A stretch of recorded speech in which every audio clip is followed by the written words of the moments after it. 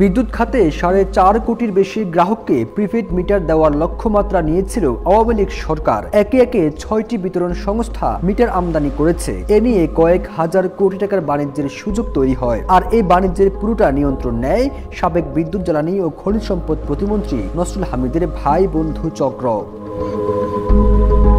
সংস্থাগুলো দায়িত্বশীল কর্মকর্তা ও মিটার আমদানির সঙ্গে জড়িত ব্যবসায়ীরা বলছেন, কিছু মিটার কেনা হয়েছে সরাসরি ক্রয় পদ্ধতি অনুসরণ করে, আর কিছু কেনা হয়েছে উন্মুক্ত দরপত্র ডেকে। তবে অভিযোগ আছে, সাবেক এই মন্ত্রী তার বাড়িধারার বাসায় বসে ঠিকাদার চূড়ান্ত করতেন। এরপর দরপত্র ডেকে কাজ দেওয়া হতো ওই ঠিকাদারের কোম্পানিকে।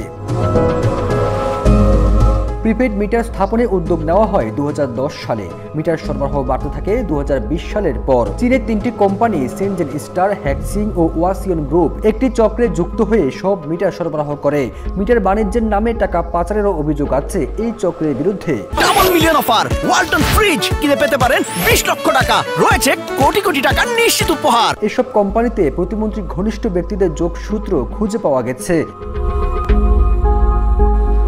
আগের কোনো অভিজ্ঞতা ছাড়াই 2019 সালে নেসকোতে মিটার সরবরাহের কাজ পায় অকুলিন টেক নামের একটি কোম্পানি। চীনের সেনজেন স্টারের সঙ্গে যৌথভাবে 107 কোটি টাকার এই কাজ পায় তারা। এরপর 2021 সালে তারা আবার নেসকোতে পায় প্রায় 92 কোটি টাকার কাজ।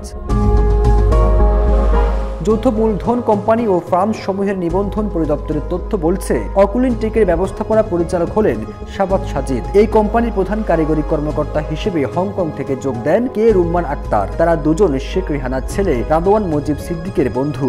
অকুলিন মূলত মিটার ব্যবহারের প্রযুক্তিগত সহায়তা ও সফটওয়্যার ব্যবহারের কাজটি নেয়। এর মাধ্যমে তারা দরপত্র নিয়ন্ত্রণ করে। এর বাহিরে কেউ অংশ নিতে চাইলেও তাকে ভয় দেখিয়ে আটকানোর কাজটি করতেন নসরুল হামিদ। ফিরোজ আলম, যাই দিন।